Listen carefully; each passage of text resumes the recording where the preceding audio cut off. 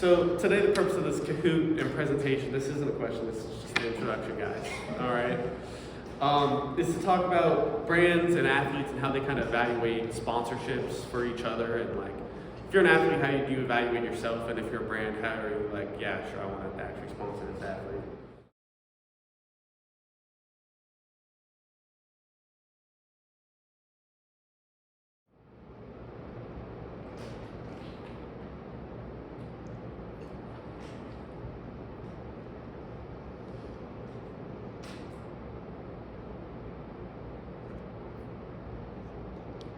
Or squinting a little bit. Do you need me to read it out loud?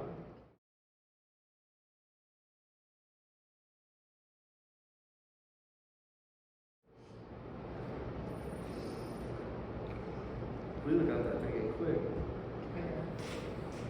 Yeah, so when brands are looking at an athlete, they really don't care about their favorite color. They'll look at how they fit within their marketability, how good they are, what type of following they have, but things that are just extraneous, like favorite food, favorite color, never really has an effect.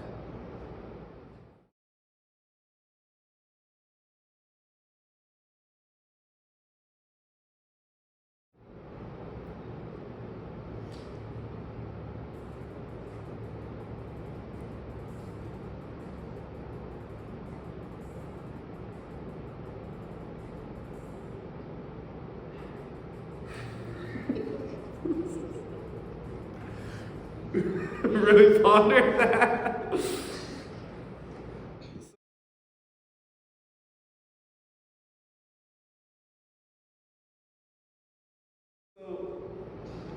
So, unlike extraneous things, like last time, things like an audience's demographic is also a thing that a market's gonna look at. If I'm advertising to a bunch of like old people who are fans of like pickleball and golf and stuff, I'm not really gonna have LeBron James as the face of my organization, because they might not quite relate to LeBron when thinking about their past experiences and their general demographic.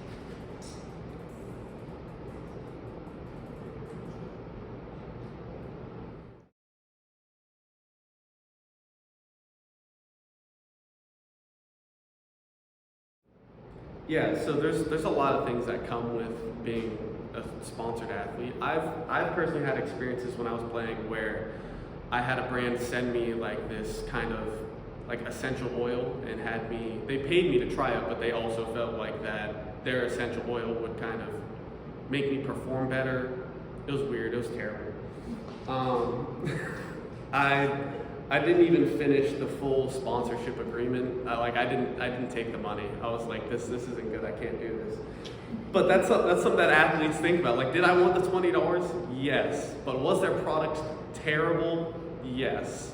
So I just couldn't bring myself to do it. And that's the case with a bunch of other athletes, at higher levels than $20. But it's still kind of holds true at least.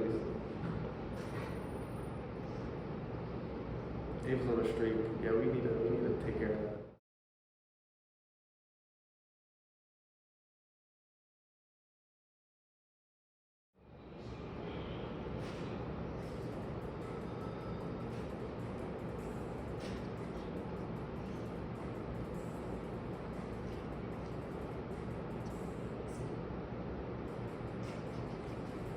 Or you just hit them as fast as you can. It's a reflex. Real.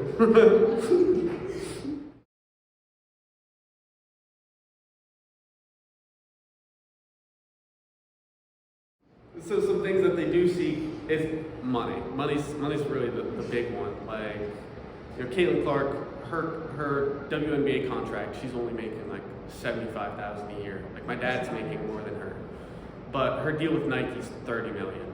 So she's still doing all right.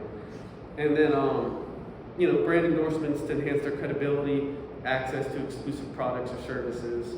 So, while that $30 million price tag is great, she also gets exclusive Nike shoes. I believe she's working on her own private shoe deal. And the endorsement that Nike will give her from being a sponsored Nike athlete is also huge.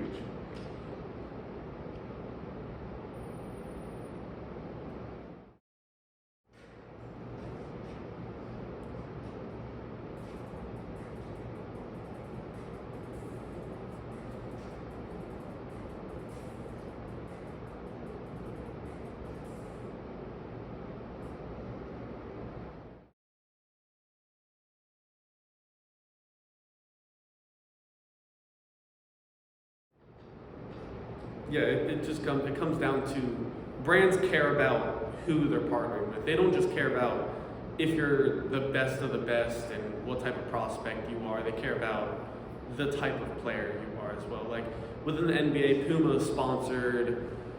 It started with Vince Carter, but then he kind of rejected them, and then now they're with LaMelo Ball and Michael Porter Jr. And you guys don't have the greatest interest in sports, so I don't expect you to know specifically everything all the intricacies that I'm talking about. But Puma specifically, they didn't care if they were the best athlete. They just wanted people who were exciting to watch. They didn't care if they didn't play defense, as long as they were dunking, shooting, and just exciting to watch at any type of level. They kind of were looking to pursue that type of player.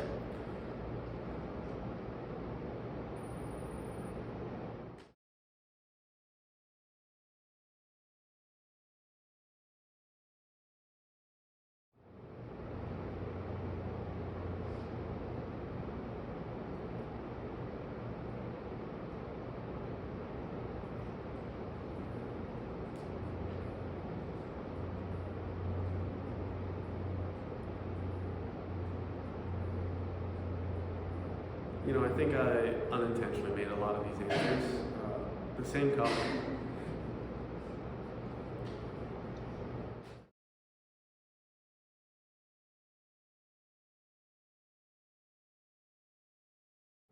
Yeah, so a big thing about athletic sponsorships is, while they don't want the worst athletes.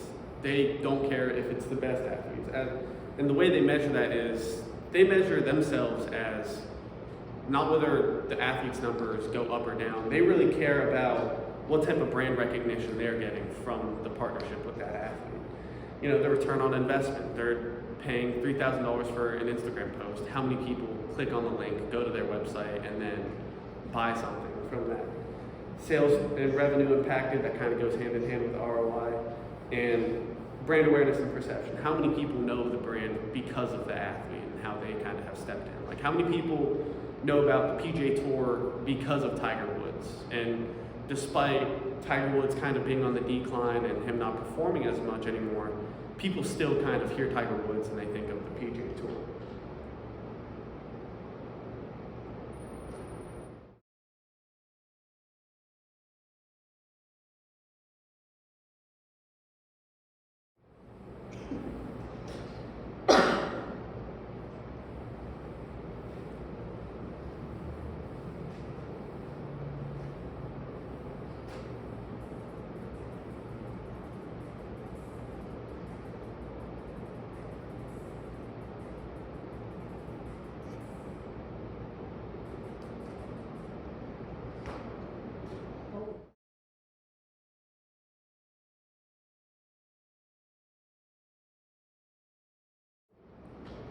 Okay, so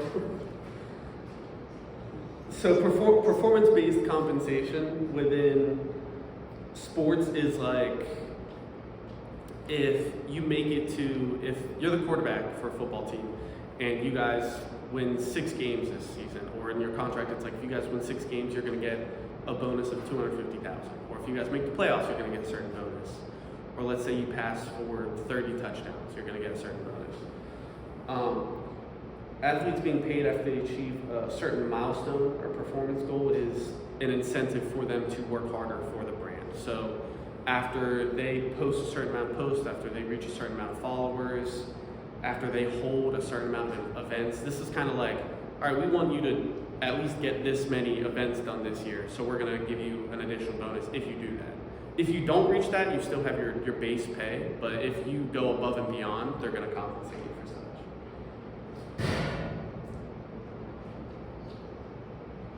And royalties is like, that's in the music industry. You put a product out and you get a percentage based off everything that you sell. An endorsement fee is a fee you pay to use your rights for commercials or billboards or anything like that.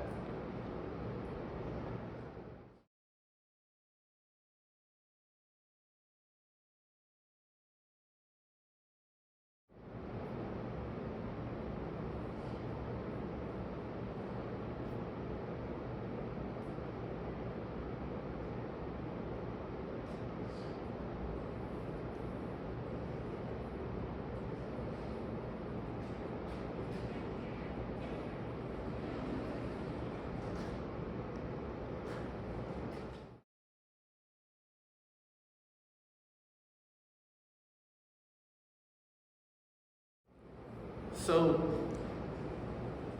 influencers, social media, TikTok, you see them posting all these things like, oh my God, this is my favorite skincare product. Same thing with sports. These are my favorite shoes, this is my favorite basketball, this is my favorite headband or armband to use. That's influencer marketing. That's when the athlete is marketing the brand rather than the brand marketing their athlete. You know? Affiliate marketing is kind of more of a partnership. Like they're both going into an event or a sponsorship together and marketing the product together, rather than the influencer or the athlete, the sponsor, going out and marketing for themselves or for the product.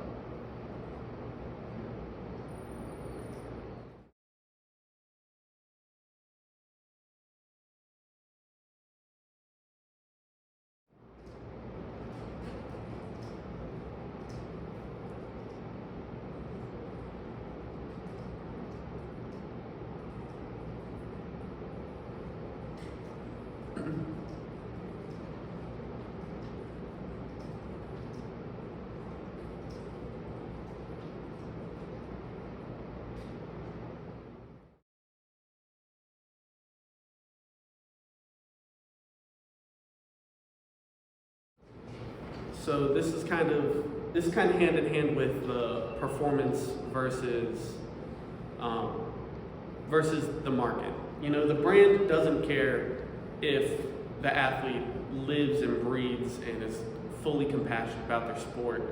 They care about how they act and they conduct themselves. You know, there's been a lot of scandals lately, like the Chiefs wide receiver speeding, getting arrested for that. That's not a thing that brands want to associate with. He performs great. You know, he loves football, but he can't stay under the speed line. You know, and then people that are compatible with the brand's values and image is also kind of something they want. If a brand is like fully, like there's Christian brands and they don't want to be partnered with Mormon athletes or Jewish athletes. They specifically seek out Christian athletes to kind of represent them. Like FCA is one of them. And the athlete's preferred brand of sport equipment, that's something that isn't the largest deal, so I understand why you guys looked into that a lot. However, if you're Puma, right, and you see your athlete using a lot of Nike gear, a lot of Adidas gear, whether it's they still might be advertising Puma and utilizing Puma brand. If you see them using other brands' workout gear, it kind of diminishes the value that you have in marketing them.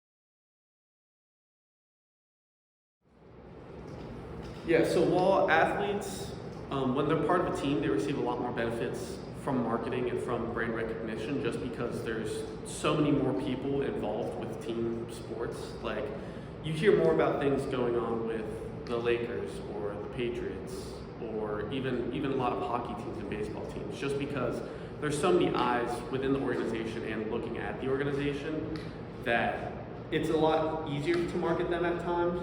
However, individual sport athletes still get a lot of the same opportunities and still generate a large fan base, especially when people like Serena Williams, Roger Federer, it's an individual athlete in the sport.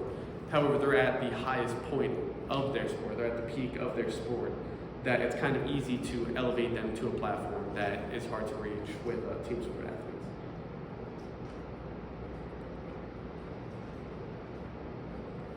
So the podium.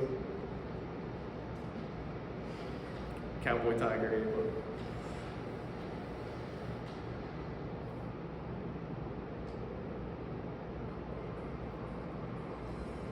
You're behind a lot of the way too. Mm-hmm. That's rude. I'm surprised I did so well. So, in conclusion, there's a lot that goes into sports, athletes, and sponsorship specifically. A lot of things that happen with offers, with concerns, with evaluations. So me as a Division II football player, I wasn't reaching out to Nike. I wasn't reaching out to Adidas. I was reaching out to smaller brands that were more likely to perceive value in my advertisement and in my marketing.